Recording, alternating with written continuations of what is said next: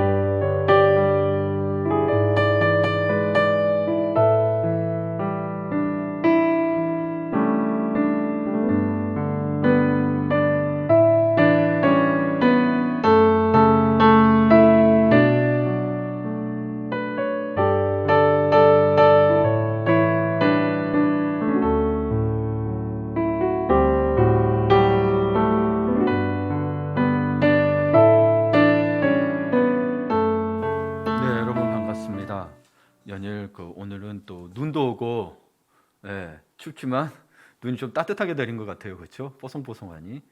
근데 그럼에도 불구하고 또 뉴스는 코로나 확진자들로 여러분 마음이 많이 불안할 텐데, 저도 이제 최근 뉴스를 보니까 코로나 바이러스 감염증 백신을 이제 4군데 제약회사에서 개발했더라고요. 예전에는 이게 제약회사인 줄 모르고 약 이름인가 했어요. 근데 제약회사예요. 아스트라제네카, 화이자, 얀센, 모더나, 여기가 지금 백신을 개발했다고 나왔습니다.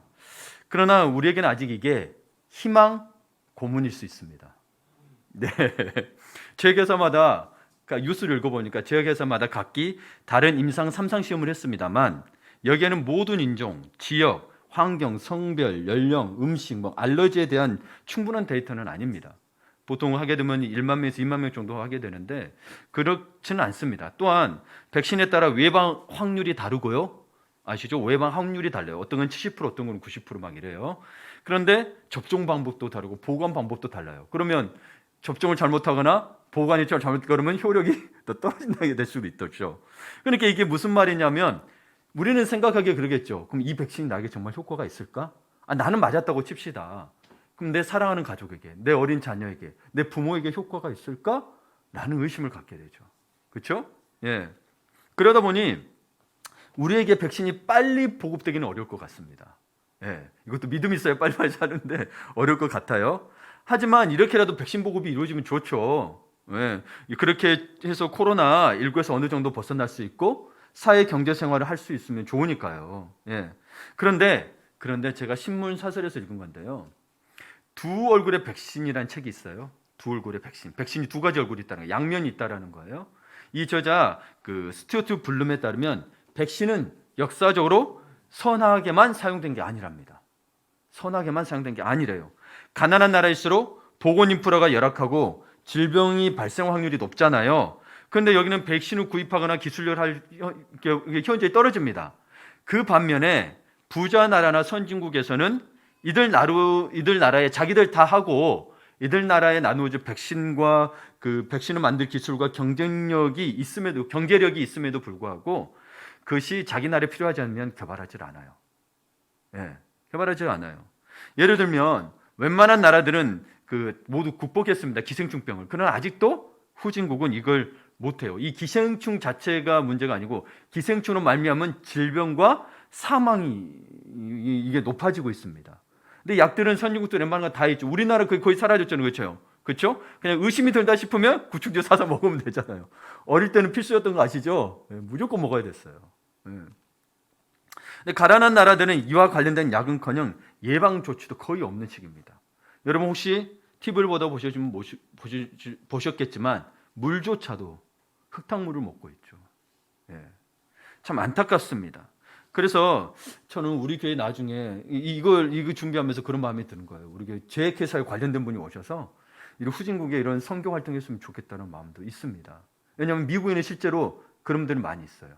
교회들이 같이 후원단체를 만들어서 제 약을 공급하고 실제로 북한에도 약을 공급한 분들이 계세요. 한국에서는 그걸 막으니까.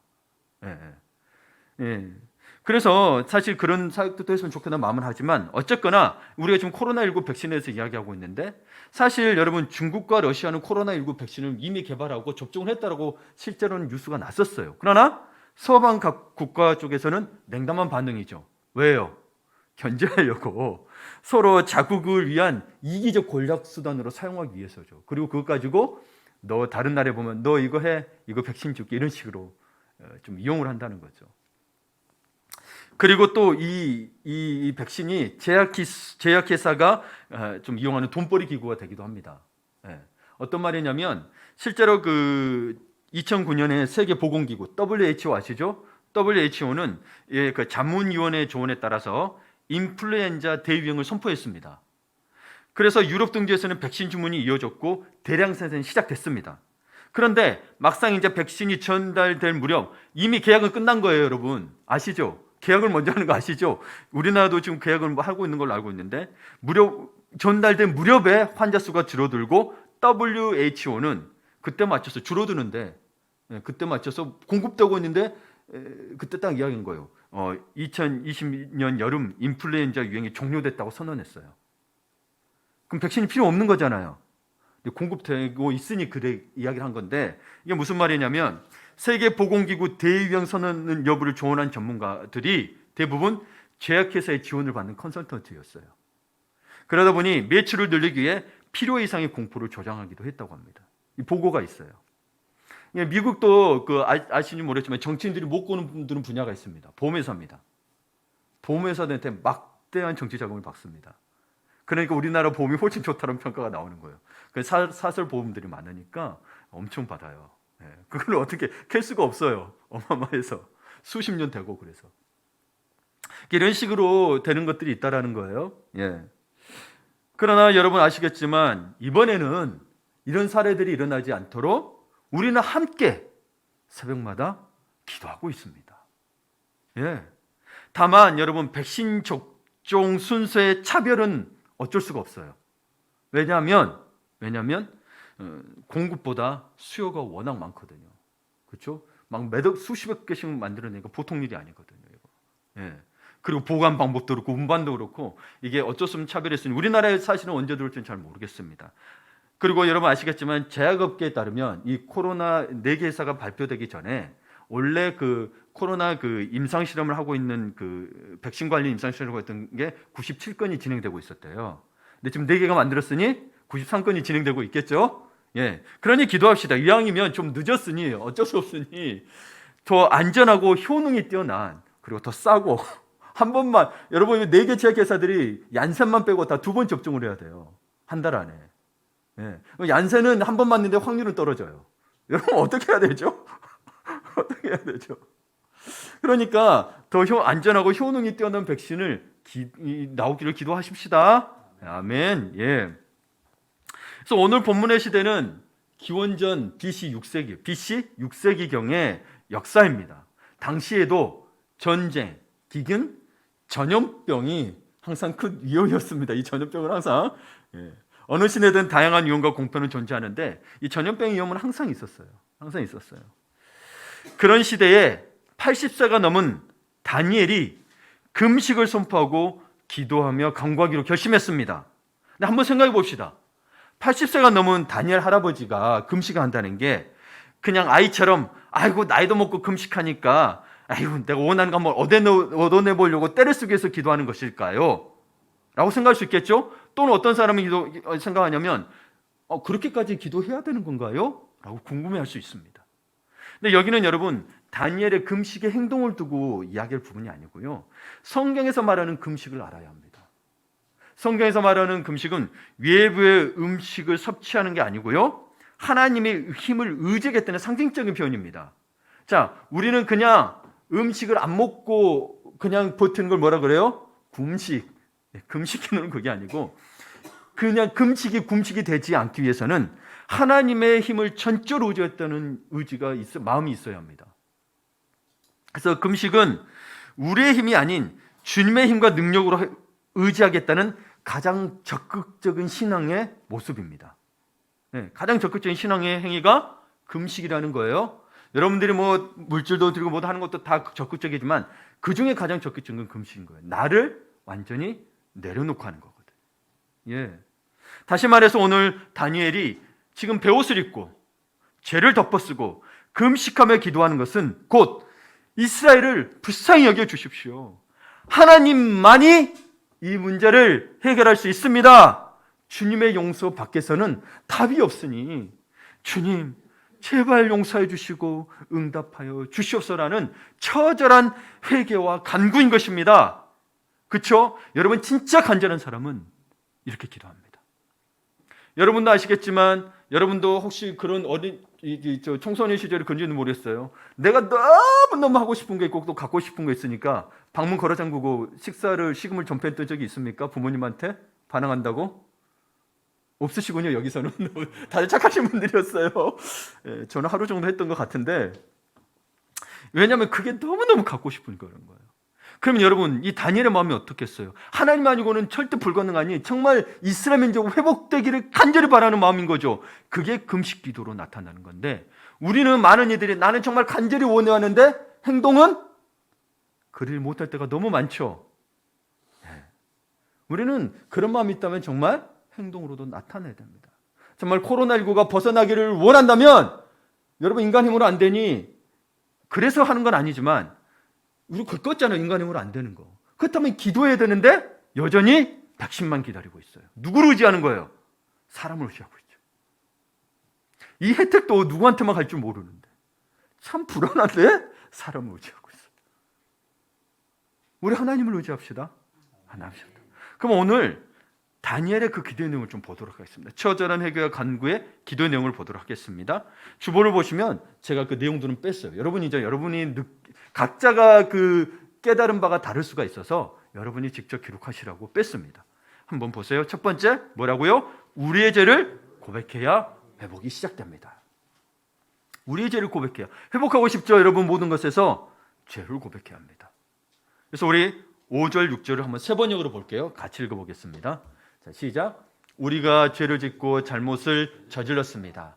악한 일을 저지르며 반역하며 주님의 계명과 명령을 떠나서 살았습니다.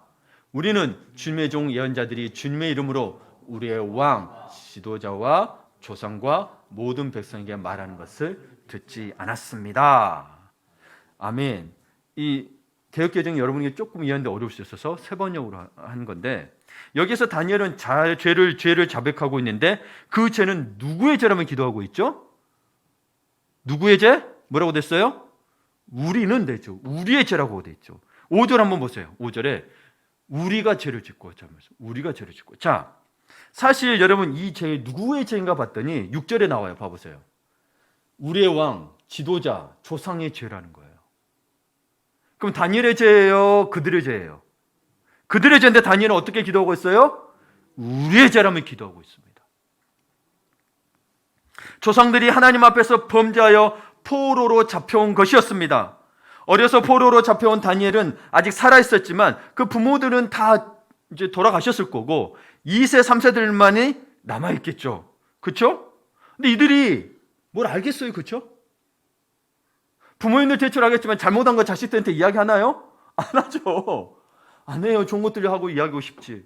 이 자녀들이 뭘 알 수 있겠어요? 그러니 다니엘도 몰랐던 것 같아요. 그래서 이때 돼서 진짜 금식하며 기도하기로 결심한 거죠. 네. 알고 보니 조상들이 하나님 앞에 잘못한 거예요. 잘못한 거예요. 그런데 그는 죄를 자백하면서 조상들의 죄, 그들의 죄가 아니고 우리의 왕, 우리의 지도자, 우리의 조상들의 죄를 용서해 주십시오 하며 우리라는 단어를 붙이고 있다는 겁니다. 그들의 죄라고 하지 않고 자신을 포함해서 우리의 죄를 자백하고 있다는 거예요. 이 다니엘의 기도를 보면서 우리가 깨달을 것은 무엇일까요? 지금 대한민국 사회는 이런 다니엘의 마음과 자세를 가진 이들이 필요합니다. 코로나도 다 다른 탓으로 올라가죠. 그렇죠? 정치도 그렇고 모두 그렇습니다. 우리 사회는 그들의 죄를 지적하고 그들의 문제를 말하는 사람들만 수두룩합니다. 뉴스 채널도 많고 소셜 네트워킹, SNS에 쏟아지는 이 가십거리는 그 어디에도 함께 아파하는 건 없고 비판만 가득 차 있습니다. 심지어 그것으로 인해 목숨을 끊는 일도 다반사로 일어나고 있습니다. 여러분이 아시는 유명한 연예인들 아시죠? 그 꽃 같은 나이에 목숨을 끊기도 합니다. 특히 비판이 난무하는 장르는 정치인데요. 근데 정치인들만 그런 걸까요? 그런 거 아니죠. 백성끼리도 비판하고 마녀 사냥하기 일쑤입니다. 예, 그저 특정 무리 하나를 속죄양으로 만드는 것은 불과하다는 겁니다. 예, 이 표현으로 뭐라고 표현 쓴 줄 아세요? 우리 지금 표현으로 찍어낸다고 표현했습니다. 마녀 사냥하고 있죠. 찍어내요. 예. 그렇다면 당신은 다니엘처럼 우리가 죄를 지었사오며 이는 우리의 허물과 우리의 악입니다. 그들만의 허물이 아닙니다라고 말하고 계신가요? 여러분이 잘못한 거 아닌데 우리의 죄라고 말하고 계시냐고 물어보는 거예요. 역으로 생각해 보면 그거에 대해서조차 저도 가끔 그런 댓글을 보게 되면 기도합니다. 하나님 제발 이러지 않기를 기도하는데 여러분도 기도하셔야 돼요. 내가 안 했을지라도 그걸로 인해서 다른 사람이 생명을 잃을 수 있다는 걸 생각하면 여러분 우리는 기도하지 않은 범죄를 범하고 있는 겁니다. 그렇죠?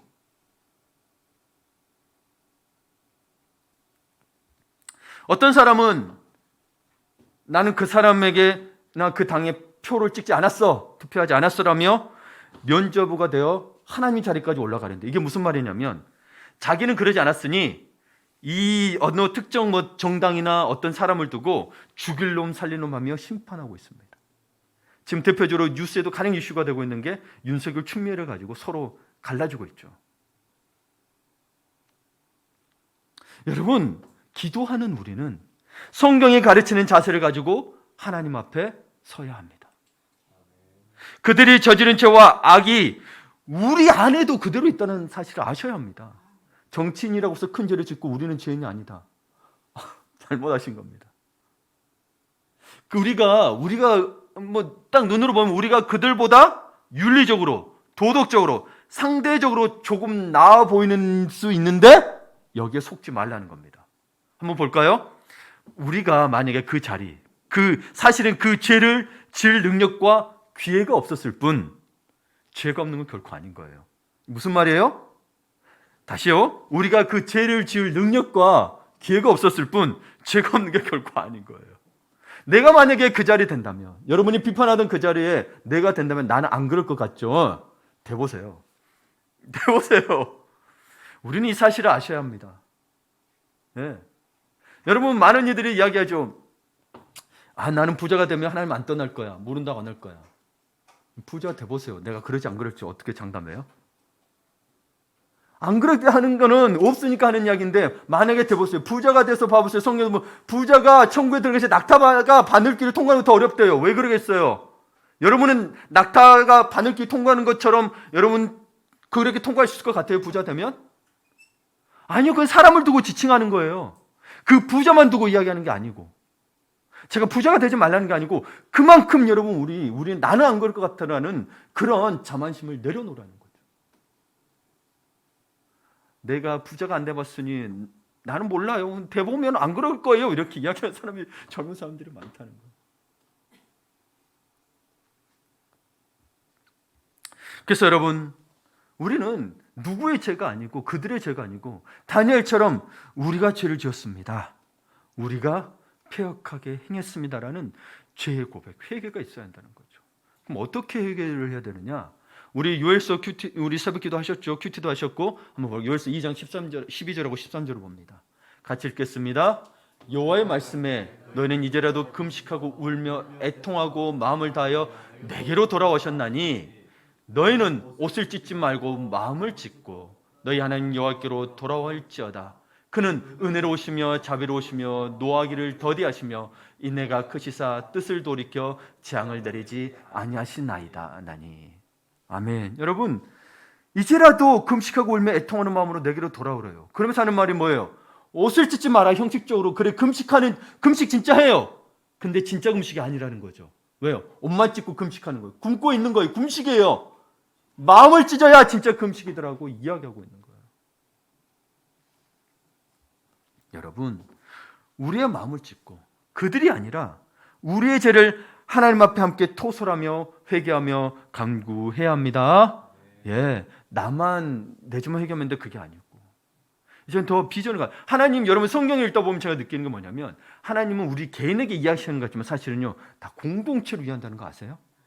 민족을 위하고요. 그래서 다니엘을 부르실 때도 그 이스라엘 민족이 부국강병하게 되기를 바라고 부르셨어요. 그렇다면 한국의 교회를 선거는 한국의 민족들이 다 부국강병하고 하나님을 잘 섬기기를 바람으로 부르신 거예요. 우리 교회만 잘 되고 다니는 사람만 잘 되는 게 아니고, 하나님 그렇게 공동체를 사랑하세요. 그러니 개개인 한 명이 변해야 공동체가 또 변화되겠죠. 그렇죠? 예. 직장도 마찬가지예요. 사장님만 열심히 갖고 마음 갖고 해봐야 안 돼요. 직원들이 사장님 마음과 같이 않으면 이거는 진짜 가관이 아니죠. 그렇죠? 예. 교회도 마찬가지고. 그래서 여러분에게 이야기한 겁니다. 여러분도 작은 목사가 되라. 주님 앞에서 저 교회의 작은 목사가 되는 게 아니고, 저도 목사라는 직분이 그냥 직분인 거지. 여러분도 그런 마음을 가지고 교회를 섬기고 사랑하고 기도하시고 하셔야 된다는 겁니다. 그리고 한 가지 여러분이 오해를 마셔야 될 게, 이 설교는 목사만 한다고 생각하면 안 돼요. 여러분도 할 수 있어요. 목사의 가장, 저도 목사 한수 받지만 목사의 가장 중요한 역할은 성례전이에요. 세례와 성찬식이지 설교가 아니에요, 사실은. 근데 우리나라 권위를 너무 설교에 세워버렸죠. 미국 같은 경우는 설교 목사가 따로 있어요. 단임 목사가 행정 목사예요. 네. 우리는 너무 착각하고 있는 게 너무 많은 거예요. 그러니 설교만 잘하면 교회가 붕할 것 같지만 진짜 붕 뭐예요? 영적인 붕이 돼야 되죠. 정말 변화가 되는데 변화가 안 되잖아요. 그렇죠? 예. 그러니 여러분도 언제나 이 자리에서 말씀을, 여기 계신 여러분 모두 다 말씀을 선포할 수 있는 마음으로 말씀 안에 거하셔야 되는 겁니다. 예. 나만 그건 듣기만 하면 돼. 아니라는 겁니다. 누군가에게 전할 수 있어야 돼요. 우리나라에서는 그랬을 줄 몰라도, 제가 저게 오솔드 챔버스의 그 말씀 카드도 보고 있지만, 내 믿음에 대해서 정확히 설명하지 못하면 믿음이 아니다라고까지 이야기해요. 네. 그러니 여러분, 제가 앞에서 설교하는 건 저의 믿음을 선포하는 거지, 사실은 말씀을 선포하는 게 아니라고 보시면, 제가 믿지 못하고 설교한다면 가짜가 되는 거죠. 그렇죠? 여러분이 그러니 듣고만 있으면 안 돼요. 이제 또 그 이야기를 할 거예요. 그러니 여러분 먼저 해야 되는 게 뭐야 그랬어요? 회개를 해야 되는데 회개를 어떻게 해야 되느냐? 죄를 구체적으로 고백해야 합니다. 11절을 봅니다. 세 번역으로. 자, 읽겠습니다. 시작. 참으로 온 이스라엘이 주님께 순종하지 않고 주님의 율법을 어기고 벗어났으므로 하나님의 종 모세의 율법에 기록된 벌과 저주가 우리에게 내렸습니다. 이것은 우리가 주님께 죄를 지었기 때문입니다. 아멘. 이 다니엘의 기도의 특징을 보게 되면 구체적으로 회개하며 기도했습니다. 물론 이스라엘 민족이 우상 숭배에 대한 기도를 계속 용서를 구하고 있어요. 패역했습니다. 범죄했습니다. 말을 바꿔가면서 계속 회개하고 있어요. 그는 단순히 제가 잘못했습니다, 우리가 잘못했습니다는 어떤 그냥 피상적인 기도의 수준에 머물지 않고 이스라엘의 백성이 저지른 죄를 상세히 고백하며 하나님께 용서를 구했습니다. 그래서 말했지만 7절에 죄를 범죄했습니다. 8절에 주께 범죄하였습니다. 보세요. 내용에 대해서 그리고 범죄했습니다. 이야기하는 거예요. 그러다가 여러분 구절을 보면 주 우리 하나님께는 긍휼함과 용서함이 있사오니 라는 표현이 있습니다. 그러다가 또 보면 9절 끝에 가서 뭐예요? 이는 우리가 주께 패역하였사오니 11절에 우리가 주께 범죄하였사오며 15절에 우리는 범죄하였고 악을 행하였나이다. 계속 회개로 갑니다. 9절에 왜 갑자기 좀 전환이 돼야 되는데 그리고 나서 또 이렇게 회복이 돼야 되는데 또 회개로 갔느냐? 여러분 그런 경우 혹시 있지 않나요? 회개하다 보면 내가 자리를 자복하고 토해내니까 이게 마음이 너무 공고하고 힘이 들잖아요. 그러니 하나님 긍휼히 여겨주세요. 하나님 우리 하나님 저를 용서해 주시고 회복시켜 주십시오 라고 하나님의 긍휼하심과 자비하심을 붙들었는데 또 다시 보니 나는 또 죄에 또 돌아가 있는 내 모습을 보게 되는 거예요. 그러다 보니 아이고 정말 또 죄로 자복하며 돌아갈 수밖에 없는 그럴 정도로 많은 죄를 지었다는 거죠. 그러니 또 회개하고 회개하는 거예요. 이건 정죄하는 거하고 달라요. 나를 보니 그렇게 죄를 많이 짓는다라는 거예요. 그러니까 하나님 너무 미안한 거죠. 미안하니 하나님 긍휼하고 용서하심을 구했다가도 하나님 또 내가 이렇습니다. 범죄했습니다. 나가는 거예요. 이건 정죄하고 달라요. 정죄하고 달라요. 여러분 그런 기도 하신 적 없으세요? 제가 제일 큰 죄인인가 봅니다. 저는 그런 적이 있는데 했다가도 하나님 너무 죄송하니까 또 다 그러셨죠. 말을 안 하지만 네. 근데 사실 여러분 개인의 죄 고백이고 회개라면 사실 이렇게까지 하지 않을 거예요. 네, 극히 드물어요. 왜 그럴까요? 민족의 죄, 나라의 죄, 가문의 죄, 조상들의 죄를 보니 하나님 보시기에 얼마나 끔찍하겠는가요? 그게 마음이 느껴지는 거예요, 다니엘이. 네. 여기서 여러분 오해하게 말 것은 조상들의 죄 나오니까 가게 흐르는 저주를 끊으라는 것보다 아닙니다. 저주는 가문을 타고 흐른다는 게 그게 아니고요. 하나님께서 이미 우리 신명기에서 보셨지만 28장에 복과 저주가 여러분 앞에 있다고 그랬어요. 가문에 있는 게 아니에요. 여러분 앞에 있어요. 가문을 타고 저주가 흐르는 게 아니고 우상 숭배하는 것 자체가 저주라고 이미 말했습니다. 우상 숭배하는 것 자체가. 그래서 예를 들면 여러분 아버지의 우상 숭배로 인해 내가 그 가정 안에 있으면 그 영향을 받아요. 그런데 아버지는 여전히 우상 숭배를 하고 있지만 내가 그것을 벗어나 하나님 믿고 따르면 내 가정은 하나님 복을 누립니다. 가문에 흐르는 저주가 아니에요. 가문에 흐르는 게 아니에요. 대표적인 게 누구예요? 창세기에 누가 있어요? 아브라함 아버지는 우상을 만드는 사람이었어요.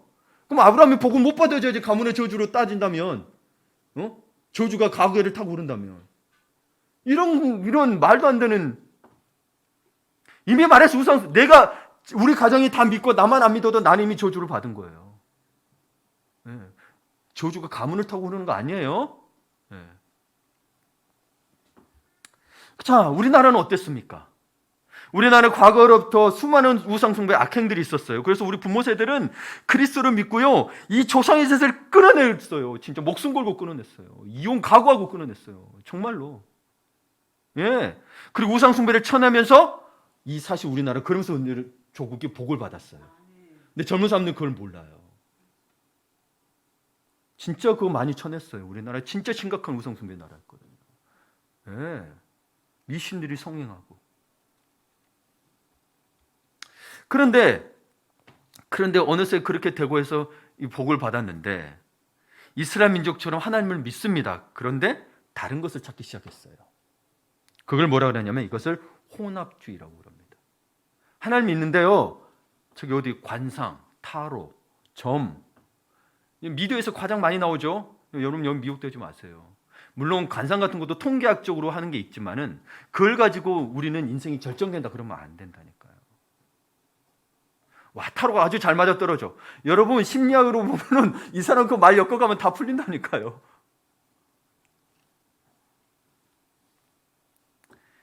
그리고 크리스찬인데 스포츠 신문에 꼭 관상부터 먼저 봐. 오늘의 운세부터 봐. 그러지 마시길 바랍니다. 그리고 또 뭐 들어왔어요? 성공하기, 부자 되기. 이게 성공과 부자가 하나님 되지 말라는 게 아니고 그게 목적이 됐더라고요. 하나님 믿는데 부자 돼야 됩니다. 하나님 믿는데 성공해야 됩니다. 그건 우리의 기준이고 하나님의 성공은 우리가 실패했을 때 하나님의 성공일 수도 있잖아요. 그런 경우가 허다하잖아요. 근데 자꾸 목사는 못 살면 안 돼. 더 부자가 돼야 돼. 아니요, 물론 본인 댁에서 목사도 잘 살면 좋겠죠. 그게 나쁘다는 게 아니에요. 근데 그렇기 때문에 그래야 되는 걸 저는 문제를 삼는 거예요. 아니, 열심히 일한 만큼, 열심히 하나님을 섬기는 만큼 하나님 주 안에서 누리면 되잖아요. 근데 꼭 그래야 된다. 그런 건 아니라는 거죠. 이건 가치관을 좀 바꿔야 되는 문제가 있는 거예요. 네. 그래, 한번 봅시다, 여러분. 나중에 여러분 소그룹 안에서 이게 혼합주의가 무엇이 있을까 한번 소그룹에서 나눠보는 것도 좋을 것 같아요. 그러면 여러분이 모르는 혼합주의를 발견하게 됩니다. 나는 모르는 걸 발견. 아, 그것도 그거였어요? 그걸 빼내시면 여러분 삶이 더 윤택하고 평안 있고 기쁨이 있습니다. 나는 열심히 신앙생활 한다고 하는 것 같은데 내게 그게 있다면 그게 들어왔는지 한번 점검하는 것도 필요합니다. 그리고 점검할 게 또 뭐가 있어요? 옥토임에도 불구하고 열매를 못 맺는 뭐예요? 이생의 염려, 자랑, 재물의 유혹들이 이 열매를 맺는 거 막는다 그랬잖아요. 대표적인 게 그거예요. 그것들이 혼합주의인 거예요. 그래서 열매를 막아요. 열매를 막아요. 한번 잘 점검해 보세요. 하나님이 이미 우리에게 복의 길을 주셨다니까요. 근데 어제 우리 권사님 반들도 했지만 순종의 부분에 있어서 뭐가 있어요? 결국에는 우리의 마음의 정욕과 탐심을 뭐에 못 박아라? 십자가에 못 박아라. 우리 리더반에서 했나요? 네. 헷갈려. 둘이 할 때는 헷갈려 됐어요. 정욕과 탐심을 못 박아야 그걸 누릴 수 있는 거예요. 하나님 이미 주셨다고 돼 있어요. 그걸 못 박아서 아직도 해롱해롱 하는 거죠. 믿음이 없는 게 아니고 해롱해롱 한다는 거예요. 이 펀치 맞은 것처럼. 다음 세 번째 볼 게 뭐냐? 그러니 세 번째 볼 게 뭐냐? 하나님의 말씀을 떠나서 하는 것이 우리의 죄이다. 그러면 하나님의 말씀을 따라 살아야 된다, 안 살아야 된다? 살아야 된다는 거죠. 하나님의 말씀을 떠나서 사는 것이 죄라는 거예요. 우리는 자꾸 도덕적인 수준에서 죄를 판단하거든요. 그리스도는 도덕적인 죄에서 판단하면 안 됩니다. 예를 들어서 불륜을 저질렀다. 그러면 여러분 세상이나 기독교나 다 범죄라고 합니다만은 우리의 범죄는 도덕적 수준이 아니에요. 하나님의 말씀을 그러지 말라고 했기 때문에 죄인 거예요. 네. 근데 자꾸 우리 판단하길 하나님의 말씀을 도덕적 수준에서 봐버려요. 윤리적 수준에서. 아닙니다. 죄를 안 짓는 문제가 아니고요. 그러면 도덕적 수준에서 하면 불륜을 안 하거나 어떤 나쁜 일을 안 하는 어떤 행위를 안 하는 수준을 거치게 되잖아요. 그러나 죄 문제 해결이 안 되죠. 우리는 죄 문제를 해결하고 생명을 가진 자로서의 삶을 누리는 겁니다. 우리는 그 수준인 거예요. 자꾸 그것만 안 하면 된다고 생각하는데 아니에요. 다른 죄를 또 저지릅니다. 그래서 오늘 본문을 자세히 살펴보면 이스라엘의 모든 죄는 일관된 흐름을 갖고 있었습니다. 보실까요? 6절 하반절에 보면 말씀한 것을 듣지 아니하였나이다. 10절에 보면 우리 하나님 여호와의 목소리를 듣지 아니하였나이다. 그리고 또 세우신 율법을 행하지 아니하였음이니이다. 자, 11절에 뭐가 있나 뭐 두 개 있는데 한번 찾아보실래요? 첫 번째가 주의 듣지 아니었습니다. 또 첫 구절에 주의 뭐를 범하고 율법을 범하고 율법 목소리를 듣지 않았습니다. 다니엘은 죄를 일관되게 자백하는데요. 이스라엘 백성의 죄가 말씀 곧 하나님의 말씀과 관계되어 있음을 알 수 있습니다. 하나님의 목소리 자체가 말씀이잖아요. 그렇죠? 예. 그래서 하나님의 백성이 하나님이 주신 말씀 즉 주의 법도와 규례를 떠났다는 것입니다. 이게 우리에겐 죄인 거지. 여러분 세상의 말 욕하고 사기쳐서 죄가 아니고요. 우리는 죄의 기준이 뭐예요? 주의 말씀과 규례를 떠났으니 죄라는 거. 그게 말씀과 규례에 있으니 죄라는 거죠. 그게 율법인 거고. 근데 우리들이 살면서 그런데 입에 자주 담는 말이 있습니다. 뭐예요? 아, 그 참 말씀대로 안 되네. 말씀대로 살기 참 어렵네. 이런 말을 합니다. 여러분, 여기는 두 가지 이유가 있을 수 있습니다. 원래는 우리가 말씀대로 사는 자였어요. 근데 말씀대로 참 살기 어렵다는 것은 두 가지가 있어요. 정말 뭔지 몰라서 못하는 경우와 안 믿어서 그런 거예요. 정말 하나님을 사랑하고 하나님 것이 선하신 하나님이라고 믿는다면 말씀대로 사는 게 어려워질까요? 아니면 기쁨이 될까요? 몸으로 하는 게 어려울 수는 있지만 마음속에 기쁨이 있다니까요. 근데 그러면 그게 기쁨이 없다. 행하긴 하는데 기쁨이 있다. 그러면 이 말씀대로 살기 싫은 거죠. 그럼 믿는 거예요? 안 믿는 거예요? 안 믿는 거죠. 말씀은 그런 거예요. 하나님이시기 때문에. 구원과 관련이 있기 때문에.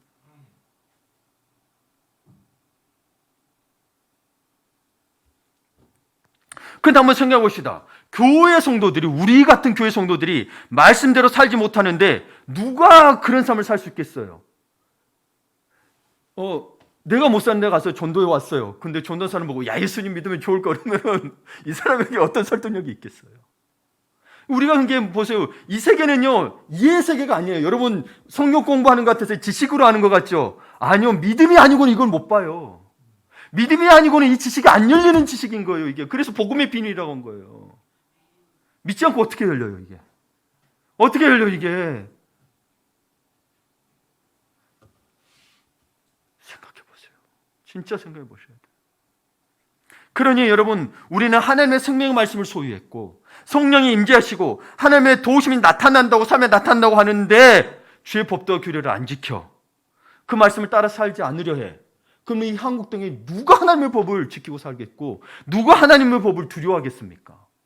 우리가 새벽마다 기도할 때 하나님을 경외하는 민족이 되도록 기도하는데 그럼 이 기도가 모순이 되는 거예요. 내가 진짜 믿고 따르려고, 온전히 따를 수는 없어도 진짜 최선을 다해서 따르려고 해야 된다는 거죠. 어렵다고 안 하고 환경 그렇다고 안 하는 게 아니고 어떤 상황이 됐어도. 그러니 80세가 된 다니엘도 하는 거죠. 하루에 3번씩 꼭 기도했던 사람임에도 불구하고 얼마나 그 정치일이 바빠요, 그렇죠?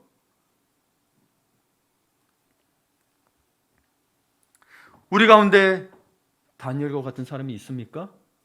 하나님의 교회 성도들은 다 다니엘 같은 줄을 믿습니다. 선포하는 겁니다. 저도 아직 안 되지만 선포하는 거예요. 진짜 돼야죠.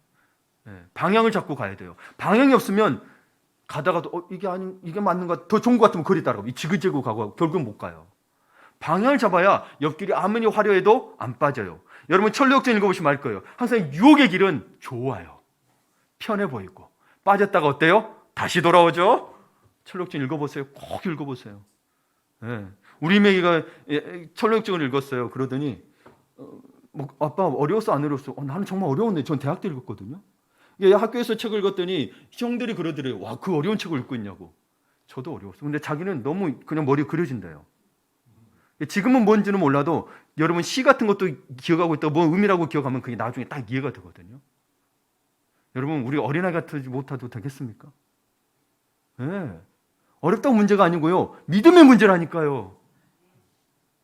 그때 제가 안 믿어졌기 때문에 그런 거죠. 저도. 믿음의 문제. 어린아이가 알겠다고. 그래서 아빠 나는 쉬운데 자기는 진짜 이해하고 있는 거예요. 그래 우리 어떻게 하고 있냐면 성경을 보고 지가 성경을 새로 쓰고 있어요. 자기 해석대로. 나는 5학년이 그럴 줄 생각도 못했어요. 저는 상상도 못한 일이잖아요. 그렇죠? 아니 어떻게 그럴 수 있냐고요. 제가 부끄럽더라고요. 목사한테. 맨 보여줘요. 주말마다 와가지고 보여줘요. 아이패드에 써가지고 막 써가지고. 근데 주말마다 달라요. 글솜씨가 더 좋아져요. 물론 결과는 아직 모릅니다. 그러나 그걸 통해서 자꾸 변해가는 모습을 보고 나도 좀 도전을 받는 것 같아요. 어린아이들도 이해할 수 있다는 것은 안다는 건 사실 그러고 보니 저게 깨닫겨진 거죠. 믿음의 문제다. 나이나 어떤 환경이나 이런 문제가 아니다는 걸 알게 된 거예요. 저는 대학 때 읽을 때 천리역전 어려워서 기억을 못했어요. 그래서 작년에 여러분 청록 입장할 때 저 그때 또 읽은 거예요. 기억을 못해서. 그랬더니 더 이해가 되는 거예요. 믿음이 커졌나 봐요.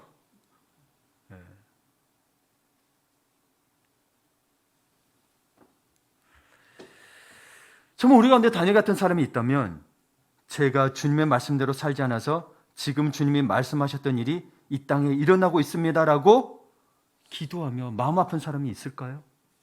그러니까 예를 들면 뭐예요? 우리 교회 하늘빛 성도들은 코로나19 팬데믹을 두고 이렇게 기도하고 있을 거는 거죠. 우리의 죄입니다. 저 중국이고 뭐고 그게 아니고 우리의 죄입니다. 우리가 더 기도하지 못했고 내가 더 신앙생활을 제대로 살지 못해서 하나님의 말씀을 지키지 못해서 우리의 죄입니다 라고 고백하는 거죠.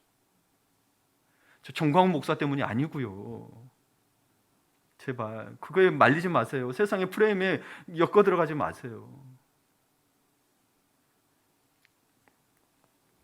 그러니까 영적 안대자인 저는 그렇게 생각합니다. 정치가가 이야기하거나 언론이 이야기하거나 선한 일을 하는 NGO 단체들을 그걸 보고 하는 게 아니고요. 그리스도를 믿는 성도들은 어떠한가? 좀 축소시키면 하늘빛 교회 성도들은 어떠한가가 제 관심사인 거예요. 이 하늘빛 교회 성도가 이 세상과 사건을 어떻게 바라보고 있는가가 중요하다는 거죠. 그렇죠? 내 성도도 안 보면서 다른 데 뭘 쏟아봐요. 뭐예요? 나는 여기 담임 목사인데. 그래서 여러분 지금은 다니엘처럼 기도할 때입니다. 우리의 죄라고 고백할 때입니다. 아멘. 아멘. 하나님의 말씀을 떠난 우리에게 하나님이 말씀하셨던 일이 그대로 일어나고 있는 거예요. 지금 여기에 다니엘의 기도를 보니 이 모든 것에는 하나의 불의도 없습니다. 여러분 하나님의 신명기에서 우리 또 새벽기도 했지만 하나님의 말씀을 떠나 말씀 지키지 않으면 너희가 저주를 받을 것이라고 했잖아요. 저주가 있을 것이다. 근데 사실 여러분 그 저주가 사실은 우리가 세상하는 저주와 다릅니다. 이 저주도 어떻게 일어난 거예요? 하나님이 말씀하셨기 때문에 일어난 거예요. 그러니까 형벌조차도 하나님의 말씀대로 일어날 뿐인 거예요. 세상이 말하는 저주와 완전 다릅니다. 돌이키기 위해서 주신 징계라는 거죠. 근데 우리는 그걸 두려워하죠. 그리고 나만 착하게 살면 되라고 생각하는데 여러분이 착하게 사는 거 맞아요. 선하게 살아는 거 맞는데 누구를 위해서? 하나님을 위해서인데 하나님이 이 세상에 뭐를 위해서? 공동체를 위해서 살아라고. 항상 하나님은 그 목적은 공동체라고요. 나만 잘 되는 게 아니고 공동체가 잘 되기로 원하시라는 거예요. 그래서 나라 민족을 위해 기도하는 것도 뭐 때문이에요? 이 나라 민족 그 지도자에서 기도하는 게 뭐예요? 우리 모두가 편하기 위해서인 거죠. 지도자들이 잘 지도를 해야 인도를 해야 우리가 편하는 거잖아요. 이걸 놓치지 마세요. 교회도 마찬가지예요. 여러분 개개인만 잘 되면 했던 게 아니고 약한 자들 있으면 같이 돌보고 다 해석해야 공동체의 유기가 여러분 가정에도 같이 흘러가는 거예요. 나만 자랑이 되면 안 돼요. 조심하셔야 합니다. 네.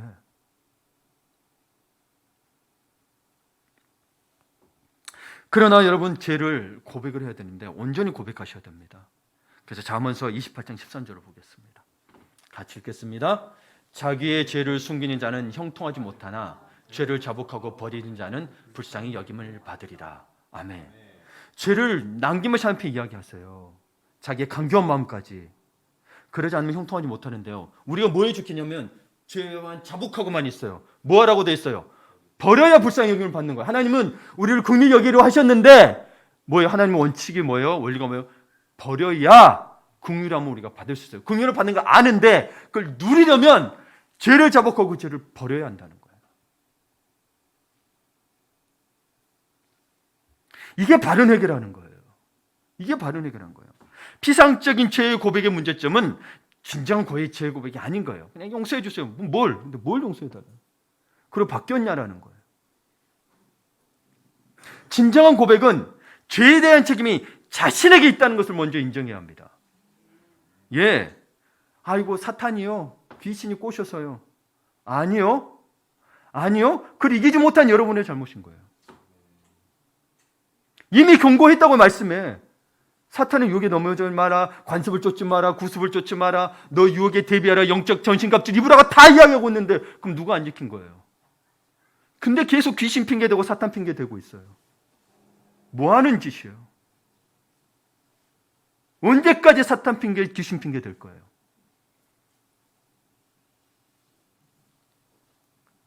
그것을 인정해야 진짜 용서가 나오는 거. 내 잘못이구나. 안 그러면 사탄이 꼬셔서요, 사탄이 해서요. 그러니 진정한 회개가 안 돼요. 그러니 삶이 안 바뀌어. 귀신만 사라지면 돼. 그러니 부적 갖다 붙이는 거예요. 인생 살아보셨잖아요. 그거던가요? 아니잖아요. 그래서 여러분 기독교인들에게 가장 조심해야 될 게 이게 있습니다. 야고보서 1장 22절을 봅니다. 함께 읽겠습니다. 너희는 말씀을 행하는 자가 되고 듣기만 하여 자신을 속이는 자가 되지 말라. 아멘. 여러분, 저 설교만 듣고 있어서 은혜 받았대. 그런데 그 말씀대로 안 서면 뭐예요? 자신을 속이는 거래요. 저를 속이는 게 아니고 자신을 속이는 거예요. 주일날 와서 말씀만 듣는 거는 안 된다니까요. 이거는 듣고만 있으면 자신을 속는다고 뭐 해야 되는 거예요? 말씀을 지키라는 거죠. 그러니 속으로도 필요하고 뭐도 필요하고 뭐도 하고 여러분을 끌어주기 위해서. 하나님의 말씀을 듣기만 하고 그것으로 충분하다고 생각하는 것은 자신을 속이는 겁니다. 가장 중요한 것은 우리는 말씀을 듣기만 하는 것이 아니라 들어야 되죠. 듣기만 하는 것이 아니라 들은 것을 반드시 행해야 한다는 거죠. 아니면 자기를 속이는 게 되는 거예요.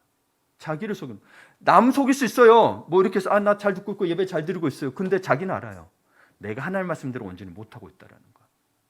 근데 하기 싫으니 다른 사람한테 그렇게 이야기하는 거죠. 근데 그거는 뭘 속이는 거예요? 자기를 속이는 거예요. 자기를 속이는 거예요. 여러분 그림 하나 볼까요? 여러분 다 회개 때 하셨을 거예요. 자, 이건 한 번 더 필요합니다. A, B, C, D, E까지 있어요. 근데 우리가 보통 회개의 피상적인 죄 고백이란 걸 뭐를 말해요? D까지를 말하는 거예요.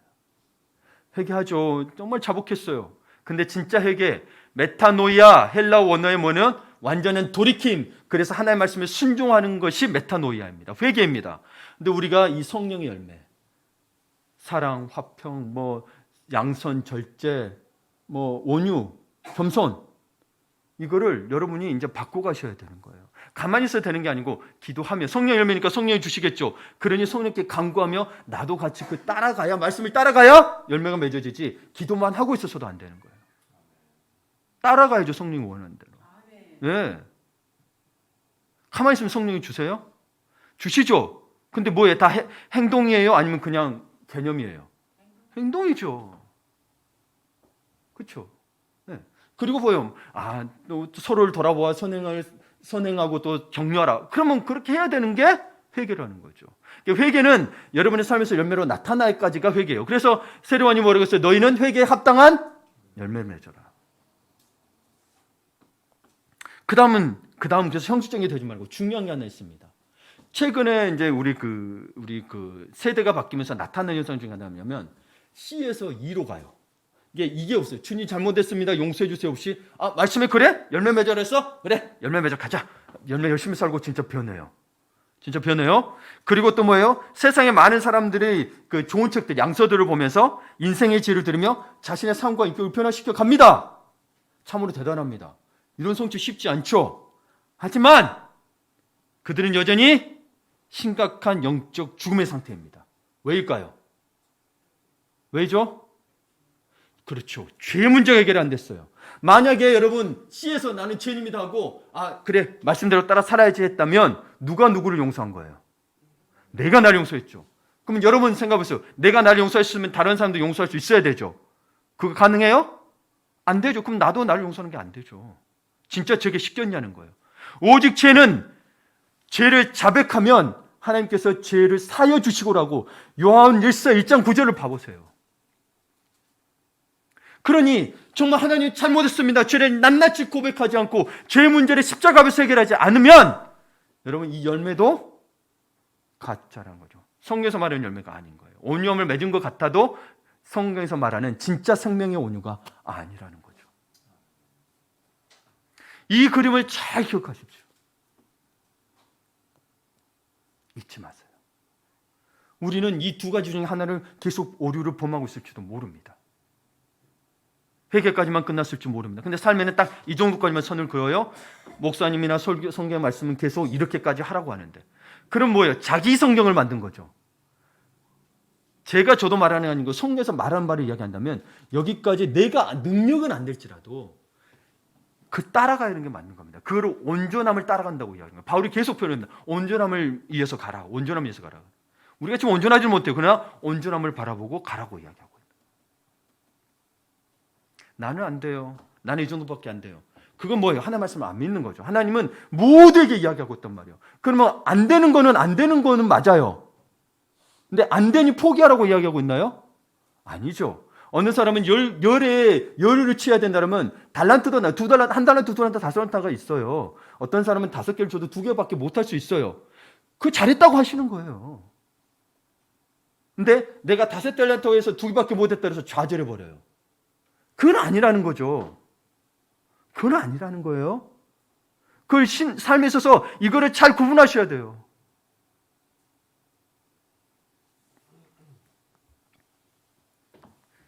말씀을 마무리 지으려고 합니다. 이와 같은 다니엘의 눈물의 기도가 있었고 회개가 있었기에 하나님은 말씀을 통해 약속하신 대로 이스라엘 백성을 바벨론의 압제에서 해방시켜 주셨고 그들을 죄악 가운데서 구원해 주셨습니다. 자, 혹시 이런 궁금증을 가지고 계셨던 분들이 있을 것입니다. 처음부터 믿은 분들은 모를 수도 있어요. 저같이 좀 방황하고 의심 많았던 사람이 갖는 건데 하나님은 분명 70년 후에 이스라엘을 바벨론의 압제에서 해방시켜 주시겠다고 약속했어요. 그럼 그 약속을 믿으면 되지 왜 그 문제를 놓고 기도할 필요가 있을까요? 어차피 하나님 이루실 건데. 그렇죠? 하나님의 약속은 반드시 이루어지는데 왜 기도하냐는 거예요. 내 자녀 혼자가 하나님이 인도하실 건데 왜 기도해야 되냐는 거예요. 자, 예를 하나 들어드릴게요. A라는 성도와 B라는 성도가 있었습니다. 근데 모두 둘 다 긴급하게 1,000만 원이 필요한 상황이었어요.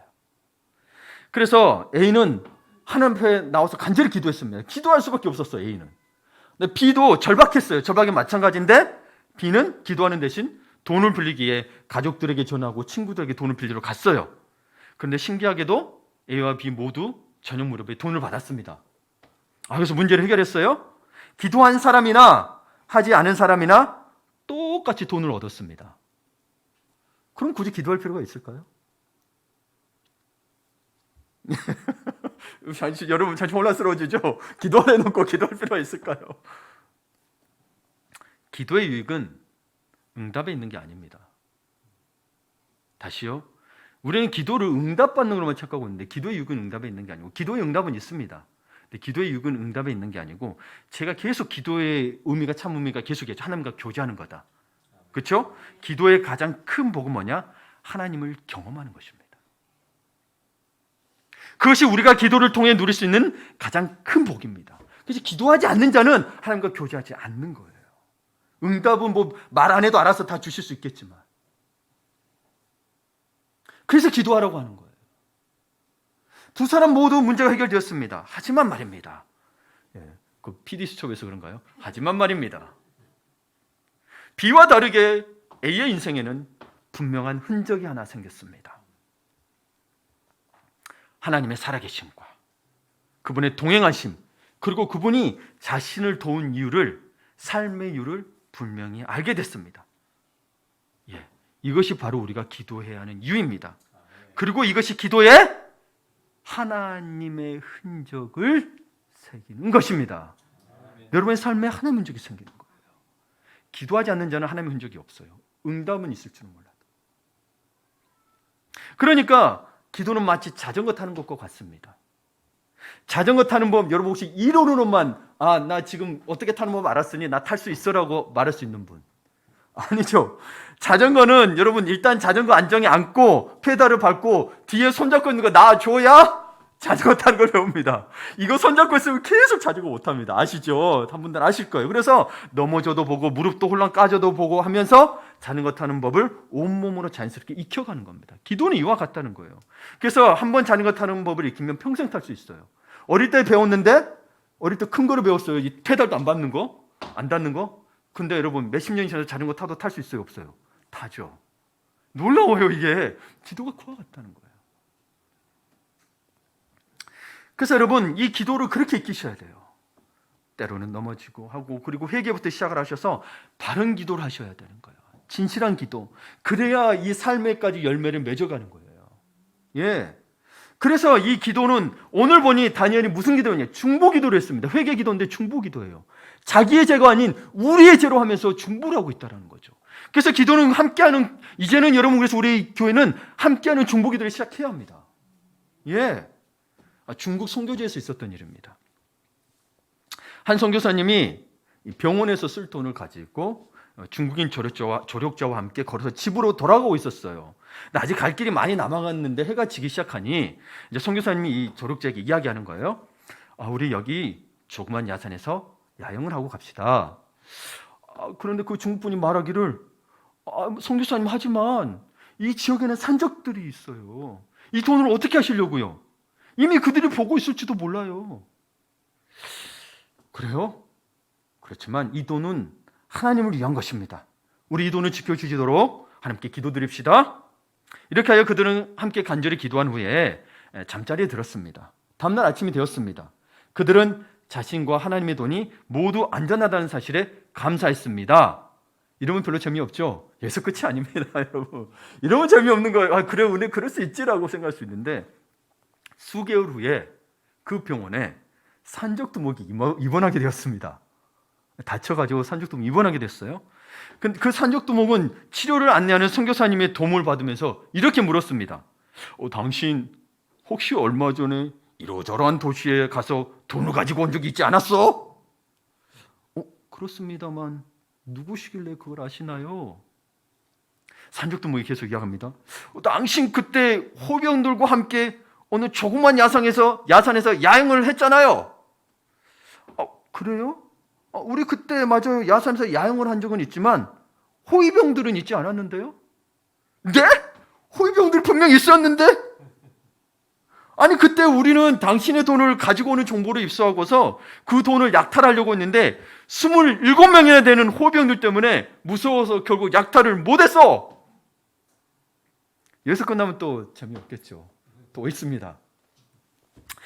몇 년이 지난 줄 모르겠어요. 얼마 후에 이 선교사님이 영국의 어느 집회에 가서 그 이야기를 나누었습니다. 그런데 그 집회에 참석했던 어떤 사람이 그 선교사님에게 이렇게 말했습니다. 우리가 그때 그날 밤 기도 집회를 가졌던 것을 저는 지금도 기억하고 있습니다. 그리고는 자기 일기장을 들추어보면서 이렇게 덧붙였어요. 그날 밤 기도 집회에 참석했던 사람의 숫자는 모두 27명이었어요. 놀라지 않습니까? 일부 때 이거 하는데 갑자기 손이 이렇게 떨려가지고. 예언대도 진짜 이런 일이 있었다라는. 놀랍지 않아요? 그 선교사님의 경험보다 선교사님을 위해 기도했던 27명의 기도의 삶에 하나님의 흔적이 새겨졌다는 것입니다. 아멘. 이게 중복이다. 혼자 기도하지 마시라. 중복의 대표적인 건 모세 기도하시죠? 옆에서 아론과 훌이 손을 들어줘요. 손이 내려가면 기도가 멈춘 것도 같아요. 폐 안에 손이 올라가면 기도하는 거잖아요. 승리하네. 그래서 사실은 24시간 중보기도 틈이 사실 교회에 있어야 돼요. 사실은. 그래서 웬만한 좀 규모가 되는 교회는 다 좀 깨어있는 분들은 24시간 중보기도 틈을 둡니다. 이게 여러분이 다니엘의 기도 속에서 발견해야 될 중요한 비밀이라고 저는 생각하는 거예요. 이 중보기도 회개로 시작했지만 그 속에는 중보를 통해서 하나님의 뜻이 이루어지기를 기도하는. 우리가 리스타트, 다시 시작해야 하는 것은 기도에 대한 이론이나 세미나가 아니라 기도하는 삶을 시작해야 합니다. 나는 기도해서 모르니까 세미나 하고 할래. 아니요, 기도해보세요. 기도를 언제 우리가 이론으로 배웠어요? 이론 들어도 몰라요, 사실은. 놀라운 역사들이 일어나니까 이론으로 다 설명을 못해요. 기도책 수백 가지가 있어요. 제일 많아요, 기도책이. 제가 서점에 가서 봐도. 근데 그거 다 읽고 어떻게 해요? 기도해보면 안다니까요. 그냥 배우게 되는 게 이게 영적인 거라서요. 영적 전쟁의 도구거든요. 네.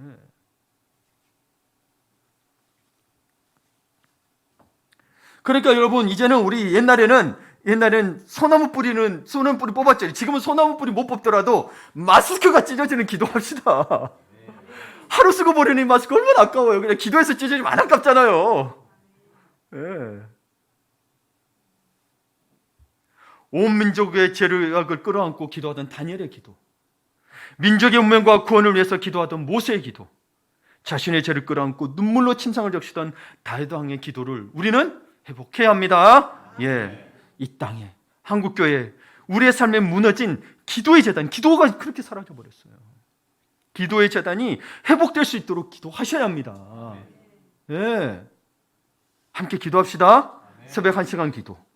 12월 20일에서 30일까지 릴레이 금식 기도, 그리고 카톡 단톡장에 화목토 저녁 8시마다 올라오는 이 기도 제목들 함께 합시다. 제발 한번 했으니 아니고요.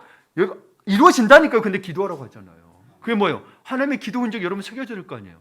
내가 기도 안 해도 되더라. 이건 믿음이 아니라니까요. 내가 기도 안 해도 다 되더라. 되죠? 근데 그게 믿음이냐고요. 누군가 기도하기 때문이죠. 내가 그 기도에 동참하자는 거죠. 하나님의 사역에 동참하는 방법이 여러분이 물질만 있는 게 아니고요. 기도로 동참하셔야 가장 큰 역사가 일어나는 거예요. 이제 소그룹이든 권사님 모임이 되면서 이런 중보기도가 역사가 나타날 줄 믿습니다. 아멘. 여러분, 기도는요 하나님의 뜻을 이루고 하늘의 문을 여는 열쇠입니다. 예, 놓치지 마세요. 예, 하늘의 문이 열리면 막을 자가 없다 그랬어요. 예. 그리고 또 여러분 항상 기도를 하시는데 조심해야 될 게 뭐냐면 당신의 기도와 열정과 정성이 중요합니다. 근데 이게 상담을 변화시키는 거 아닙니다. 자녀를 위해서 기도하신 분들, 여러분의 기도한 열정과 정성이 자녀를 변화시키는 게 아니고요. 주님께서 기도하면 변화주시게 탄다는 그 말씀 때문에 변화되는 거예요. 그걸 믿고 기도하는 거지 자꾸 착각하는 거예요. 내가 열심히 내서 해야 되는 거라고. 아니요. 그걸 믿기 때문에 열심히 내는 것뿐이지 그 열심과 정성 때문에 되는 게 아니에요. 그래서 하나님 앞에 나 열심히 다 했는데 왜 안 주세요? 아니라니까. 그러면 자기 열심과 정성을 믿은 거라니까요. 하나님 말씀을 믿은 게 아니고. 제발 이거를 그래서 여러분 그 한 영혼이 변화되는 것도요 정말 그가 하나님의 생명을 만날 때 가능한 거잖아요. 그렇게 해달라고 기도하는 거죠. 그렇게 약속하셨기 때문에 이 약속이었다면 우리 기도가 아무리 열심히 해도 헛것인 거예요. 그러니 말씀을 통한 기도. 이 다니엘도 그랬던 것처럼 깨어 기도합시다. 예. 피곤하고 지칠지라도 우리 새벽 1시간 기도합시다. 예. 릴레이 금식 기도합시다. 네. 그리고 화목토 올라오는 기도, 갈수록 은혜로워져요. 기도가. 어제도 제가 있다가 울컥하고 하나님 은혜를 주시는 거예요. 이 기도 제목이 너무 하나님이 이 성령께서 뭐랄까요? 감동하신다고 해야 될까요? 감동 감화라고 하니까 제가 뭐 잘나서 그런 게 아니고 그런 마음을 주시더란 거죠. 저에게. 여러분 동참하세요. 기도에.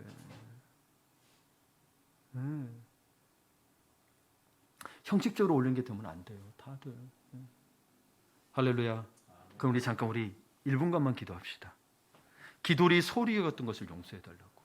마치 기도가 내 열심과 열정으로 되는 것들에 대해서 용서해달라고. 그거는 아니요. 하나님 말씀이 있으니 그걸 이루어달라고 기도하는 거죠. 예.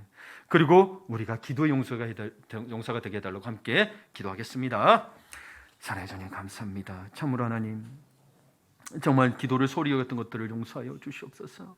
하나님 정말 내가 기도 안 해도 될 줄 알고 기도 안 했던 것들을 용서해 주시옵소서. 그거는 하나님의 말씀을 믿는 것이 아니고 하나님을 따르는 순종하는 자세가 아닙니다. 내가 기도 안 해도 이루어지더라도 나는 기도하는 것이 하나님의 말씀에 순종하는 것인데 주님이 어리석고 부족했던 죄인들을 용서해 주시옵소서. 특별히 기도의 열정과 열심으로 마치 내 노력에 의해서 이루어진 것들에 착각했던 것들을 용서하여 주시옵소서. 그렇게 열정을 내고 열심을 낼 수 있었던 것은 주님께서 그렇게 말씀하셨고 그것을 이루시기 때문인데 우리 기도의 초점들이 우리 하나님께 더 바뀌어갈 수 있도록 인도하여 주시옵소서. 그러니 이제 깨달았으니 우리 모두가 기도의 용사가 되게 하여 주시옵소서. 주님 도와 주시옵소서. 주님 함께하여 주시옵소서. 주님 감사합니다. 하나님 우리가 기도하기를 소리 같은 것들을 용서해 주세요. 네. 내가 기도 안 해도 이루어지죠. 그런데 정말 하나님을 사랑하고 하나님 믿는다면 하나님이 기도하라고 했으니 기도하는 게 당연한 게 아니겠습니까? 근데 나는 안 돼요. 나는 부족해요. 아니요. 그래도 하라고 말씀하시는 것은 주님을 정말 우선순위로 두고 있고 초점을 맞추고 있냐, 너가 정말 믿음이 있느냐라는 것을 보는 것입니다. 듣기만 하고 행하지 아니하면 자신을 속이는 거라고 했사오니 우리가 다시 더 이상 자신을 속이는 것을 멈추고 하나님 앞에 나와 기도하게 하여 주시옵소서. 특별히 우리가 또 기도와 열심을 내었던 자들을 또 회개합니다. 우리의 열심과 우리의 열정으로 그 기도로 말미암아 응답받은 줄 알았더니 그게 아니고 하나님 말씀에 그렇게 하셨기 때문에 그 말씀 믿고 기도했더니 된 건데 우리 또 우리의 기도가 우리의 내 기도 때문이라는 교만함에 빠졌던 것을 용서하여 주시옵소서. 그 말씀이 없었다면 내가 백날을 금식하고 해도 무슨 효력이 있겠습니까? 주님, 그러니 우리 이제는 좀 지혜롭게 기도하겠습니다. 말씀을 따라 기도하겠습니다. 그러니 하나님 우리가 기도의 용서가 되게 하여 주시옵소서. 예수님의 이름으로 기도 올려옵나이다. 아멘.